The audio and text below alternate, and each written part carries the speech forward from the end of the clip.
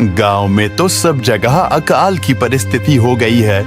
लगता नहीं कि अब इस गांव में ज्यादा दिन रुकना उचित होगा। काम के लिए बाहर गांव तो जाना ही पड़ेगा। भूषण काम की तलाश में दूसरे गांव की ओर निकल पड़ता है। चलते चलते वह विजयपुर गांव में आ जाता है। वहां उसका रहने का कोई ठिकाना नहीं था और उसके पास कोई काम भी नहीं था। चलते चलते वह एक अमीर किसान जगत सेठ के पास आ पहुंचता है। सेठ जी, मैं भूषण दूसरे गांव से आया हूँ। हमारे गांव में अकाल की परिस्थिति हो गई है। लोगों के खेत सूखे पड़े हैं। गांव में बूंद बूंद पानी के लिए लोग तरस रहे हैं। अगर मुझे आपके पास कुछ काम मिल जाएगा तो बहुत कृपा होगी बड़े भाई। अरे रे, लगता है तुम्हारी हालत बहुत खस्ता हो गई है। ठीक है, वैसे मेरे पास एक काम तो है, पर लगता नहीं कि तुम वो कर पाओगे। सेठ जी, आप चिंता ना करें। मुझे आप कोई भी काम दे सकते हैं। मैं वो काम पूरी मेहनत और ईमानदारी से करूंगा। अच्छा ठीक है भूषण, तो कान खोल कर सुन लो। मेरे पास 50 गायें और 50 भैंसे हैं। तुम्हें हर रोज उन जानवरों का गोबर निकालना होगा और रोज सुबह शाम उन्हें चारा पानी देना होगा। महीने के आखिर में तुम्हें इस काम के लिए 200 रुपए मिलेंगे। और हाँ, 2 वक्त का खाना भी हमारी तरफ से मुफ्त दिया जाएगा। बोलो, क्या तुम ये काम कर पाओगे? अरे बाप रे, 50 गाय और भैंसों को संभालना आसान काम नहीं है। पर अब मैं कुछ कर भी तो नहीं सकता, और ऊपर से सेठ जी 2 वक्त का खाना भी दे रहे हैं। ठीक है सेठ जी, मैं ये काम कर लूंगा, पर एक विनती है। हाँ बोलो भूषण, क्या बात है? सेठ जी, अगर आपको समस्या ना हो तो क्या मैं आपके गायों के साथ गौशाला में रह सकता हूँ? सेठ जी, मैं इस गांव में नया हूँ। मेरा रहने का कोई ठिकाना नहीं है। जग्गा सेठ थोड़ी देर तक सोचता है और भूषण को ऊपर से नीचे तक देखने के बाद उससे कहता है, ठीक है भूषण, तुम गौशाला में रह सकते हो। जी धन्यवाद सेठ जी। तब से भूषण गौशाला में रहकर अपना काम करने लगता है। वह रोज जल्दी उठकर गाय और भैंसों का गोबर निकालता, उन्हें चारा डालता और समय पर पानी भी पिलाता था। हर रोज भूषण अपना काम ईमानदारी और पूरी मेहनत से करता था। जगत सेठ को भी भूषण का काम बहुत पसंद आने लगा, क्योंकि वह अपना काम सफाई से करता था। एक दिन जगत सेठ भूषण को बुलाकर उससे बोलता है, भूषण, मुझे तुम्हारा काम बहुत पसंद आया है। तुम गाय और भैंसों का अच्छा ख्याल रख रहे हो, इसलिए दूध की गुणवत्ता भी बढ़ गई है और गायें पहले से ज्यादा दूध भी दे रही हैं। इसलिए मैं आज से तुम्हारी तनख्वाह बढ़ाकर पूरे 400 रुपए कर रहा हूँ। आपका बहुत बहुत धन्यवाद सेठ जी। कुछ दिन ऐसे ही बीतने लगते हैं। भूषण जगत सेठ के पास बहुत मेहनत और ईमानदारी से काम करता है। धीरे धीरे भूषण के पास अच्छा खासा रुपया जमा हो जाता है, जिससे वह अपने लिए छोटा सा रहने लायक एक कुटिया बनवा लेता है। उस गौशाला में सोकर तो नाक से गोबर की गंध अभी भी नहीं जा रही। अब आखिरकार मुझे अपने घर में चैन से सोने को तो मिलेगा। तब से भूषण जगत सेठ के पास गौशाला में काम करने आता और 2 वक्त का खाना खाकर अपने घर सोने के लिए चला जाता था। कई साल ऐसे ही बीत जाते हैं। भूषण की मेहनत के कारण उसके पास अच्छा खासा रुपया जमा हो जाता है। एक दिन भूषण जगत सेठ से बोलता है, सेठ जी, आजकल गांव में चोरी की समस्या बहुत बढ़ गई है और मेरे पास कुछ रुपए भी जमा हैं जो मैंने अपने घर में रखे हुए हैं, पर मुझे उन पैसों की चोरी की चिंता हो रही है। आपको तो पता है कि मैं दिन भर आपके पास ही काम करता हूँ और सिर्फ रात में ही घर सोने जाता हूँ, इसलिए मुझे रोज उन पैसों की चोरी की चिंता सताती है। हाँ भूषण, तुम बात तो बिल्कुल सही कह रहे हो। आए दिन गांव में नए नए चोरी के किस्से सामने आ रहे हैं और दिन भर तो तुम्हारा घर खाली ही रहता है, तो चोरी होने की संभावना तो जरूर है। जगत सेठ थोड़ी देर सोचता है और फिर भूषण से कहता है, देखो भूषण, ऐसे समय में तो गांव में एक ही जगह है जहां पर तुम्हारा धन सुरक्षित रह सकता है, और वो है जमींदार का घर। क्या जमींदार का घर? हाँ भूषण, इस गांव के जमींदार बहुत ईमानदार और दयालु हैं। ऐसा मैंने कुछ लोगों से सुना है और उनके घर पर बहुत सारे पहरेदार भी हैं, तो चोरी होने की संभावना बहुत कम है। तुम अपने पैसे उनके पास रख सकते हो। अच्छा, ऐसा है क्या सेठ जी? ठीक है, फिर आज ही मैं जमींदार जी से मिलकर बात करता हूँ और उन्हें अपनी समस्या बताता हूँ। उस दिन भूषण जमींदार जी के घर उनसे बात करने जाता है। हे टूडको, कहाँ अंदर आए जा रहे हो? वहीं रुक जाओ। जी, मुझे जमींदार जी से मिलना है। मुझे उनसे कुछ काम है। क्या काम है तुमको उनसे? मुझे जरा बताओ। जी, मुझे कुछ पैसे रखवाने थे उनके पास, यही काम के लिए आया था मैं। अच्छा ठीक है, तुम अंदर जा सकते हो। नमस्ते जमींदार जी, मैं भूषण जगत सेठ के यहाँ काम करता हूँ। कुछ साल पहले ही मैं दूसरे गांव से यहाँ आया हूँ। अच्छा भूषण, बोलो तुम्हारा क्या काम है मेरे पास? जमींदार जी, मैं सालों से जगत सेठ के पास काम कर रहा हूँ और मैंने कुछ रुपए भी जमा कर लिए हैं, पर बात यह है कि गांव में चोरी की समस्या बहुत बढ़ गई है, तो मुझे अपने रुपए घर में रखने से डर लग रहा है। अच्छा, कितने रुपए जमा किए हैं तुमने? जमींदार जी, यही कोई 5 से 6 हजार रुपए होंगे मेरे पास। वाह, ये तो बड़ी रकम है। मैंने आपकी ईमानदारी के बारे में लोगों से बहुत सुना है, इसलिए मैं अपनी रकम आपके पास कुछ वक्त के लिए रखने आया हूँ। हाँ भूषण, तुमने बिल्कुल सही सुना है। तुम्हारी रकम मेरे पास पूरी तरह से सुरक्षित रहेगी। तुम अब चिंता ही छोड़ दो, मैं सब देख लूंगा। भूषण अपने पैसों की थैली जमींदार को दे देता है। ये पूरे 5,800 रुपए हैं, आप गिनकर देख लीजिए। गिनने की क्या जरूरत है? तुम तो जगत सेठ के आदमी हो, मुझे तुम पर पूरा विश्वास है। जमींदार जी, आपका बहुत बहुत धन्यवाद। अब मुझे चोरों का कोई डर नहीं है, क्योंकि मेरे पैसे सुरक्षित हाथों में हैं। अरे भूषण, कोई बात नहीं, धन्यवाद तो मुझे बोलना चाहिए, जो तुम मेरे पास आए अपने रुपए रखने के लिए। भूषण अपने पैसे जमींदार को देकर अपने घर चला जाता है। हाँ भूषण, तुम्हारे पैसे मेरे हाथों में ही अच्छे लगते हैं। ऐसे ही भूषण ईमानदारी और मेहनत से जगत सेठ के यहाँ काम कर रहा था।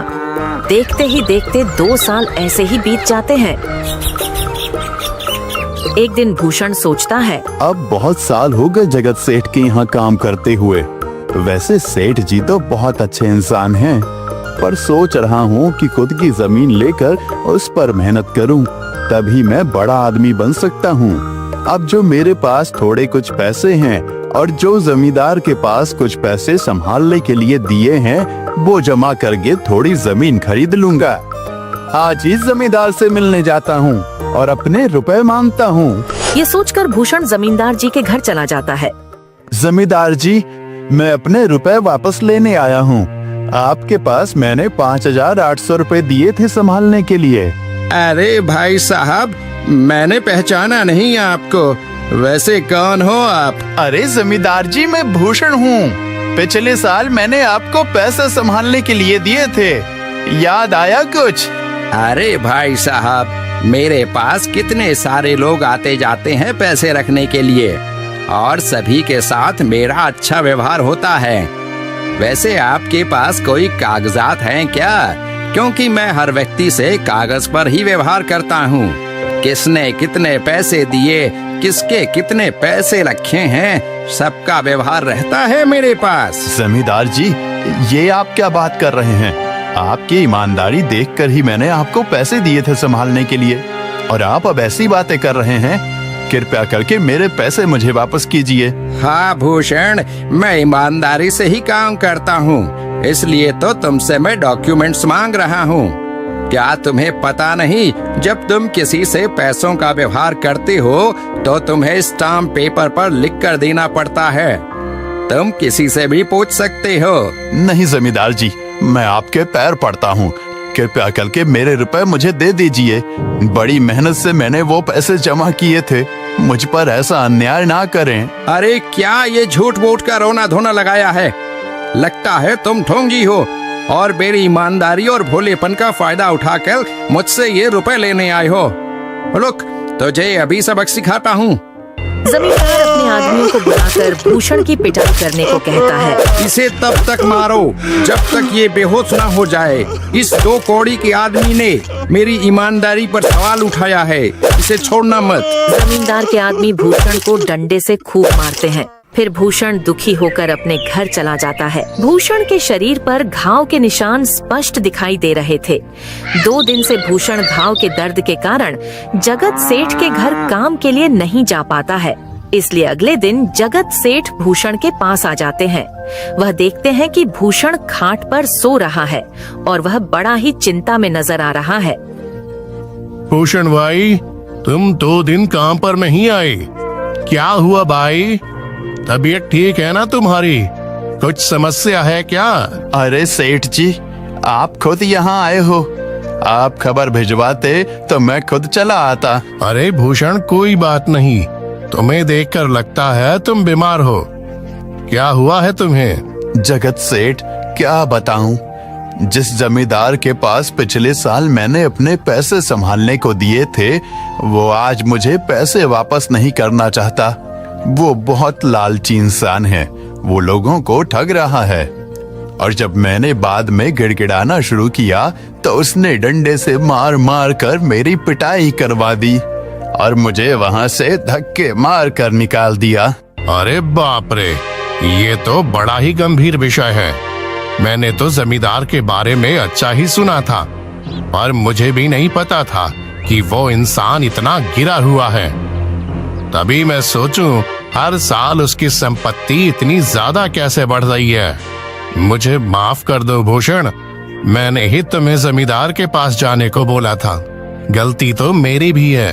नहीं जगत सेठ, आप तो मेरा अच्छा ही सोच रहे थे।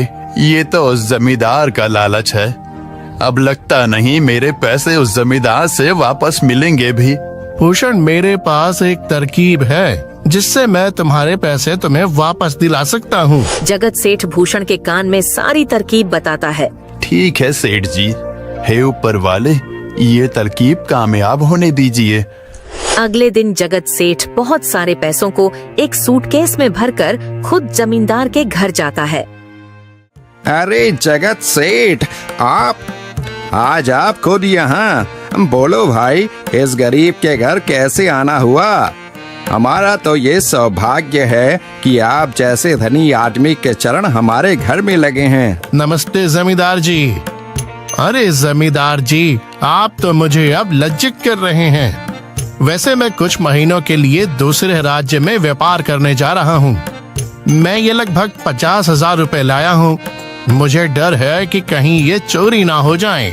क्या आप मेरे सारे पैसे अपने पास संभाल कर रख सकते हैं? आपके सिवाय इस गांव में और किसी पर भरोसा नहीं कर सकता। अरे जगत सेठ, ये भी कोई पूछने की बात है? मेरे पास आपके पैसे बिल्कुल सुरक्षित रहेंगे। आप निश्चित होकर व्यापार करने जा सकते हैं। इस बार तो बड़ी मछली हाथ लगी है। बार बार ऐसा मौका नहीं मिलता। भारी माल हाथ में लगने वाला है। तभी वहाँ पर भूषण आ जाता है। अरे भूषण, तुम? अच्छा हुआ तुम आ गए। मैं तुम्हारे पास ही आने वाला था। मुझे माफ करना, उस दिन तुम्हें पहचान नहीं पाया। इतने सारे लोग मेरे पास आते हैं तो जरा परेशानी होती है, पर मैं अपनी बातों का बड़ा पक्का हूँ। हाँ रुको, मैं तुम्हारे सारे पैसे अभी देता हूँ। जमींदार भूषण के सारे पैसे उसे लौटा देता है। माफ करना भूषण, मेरे आदमियों ने तुम्हारे साथ उस दिन बदतमीजी की। मैं आज ही उनको काम से निकालता हूँ। भूषण बिना कुछ बोले वहाँ से चला जाता है। अरे क्या बात है जमींदार जी, आप तो अपने बातों के बहुत पक्के हैं। तो ठीक है, मैं अपने सारे पैसे आपके पास रख सकता हूँ। जगत सेठ इतना बोल ही रहा था कि तभी वहाँ जगत सेठ का नौकर आ जाता है। मालिक, अब आपको बाहर के राज्य में जाने की कोई जरूरत नहीं है। अभी अभी व्यापारियों का संदेश आया है और उसने कहा कि वो खुद हमारे गांव आ रहे हैं। अरे ये तो बहुत बढ़िया बात हुई। अब मुझे इतनी दूर नहीं जाना पड़ेगा। सुन रहे हो जमींदार जी, व्यापारी यहाँ आ रहे हैं। अब मुझे नहीं लगता कि ये पैसे आपके पास रखने का कोई मतलब होगा। चलो, आपका बहुत बहुत धन्यवाद। आपने इतनी ईमानदारी दिखाई मुझे। हाँ, पर अगली बार जरूर आपके पास ही आऊंगा। ऐसा बोलकर जगत सेठ और उसका नौकर वहाँ से अपने पैसे लेकर चले जाते हैं। धत तेरी की, ये क्या हो गया? ये 50,000 तो चले गए और जो भूषण के 5,800 रुपए हड़प लिए थे वो भी चले गए। आपका बहुत बहुत धन्यवाद सेठ जी। अगर आज आप ना होते तो मेरी सारी जमा पूंजी वो जमींदार हड़प लेता। भूषण, कोई बात नहीं। जो व्यक्ति मेहनत और ईमानदारी से कमाता है, ऊपर वाले उसका कभी बुरा नहीं होने देते, और जो हराम की कमाई का खाता है उसका कभी अच्छा नहीं होने देते।